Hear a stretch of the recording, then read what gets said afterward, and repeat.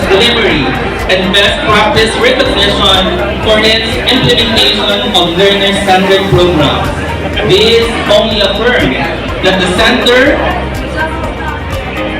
role as a leader in promoting education for all, particularly for out-of-school youth and adults.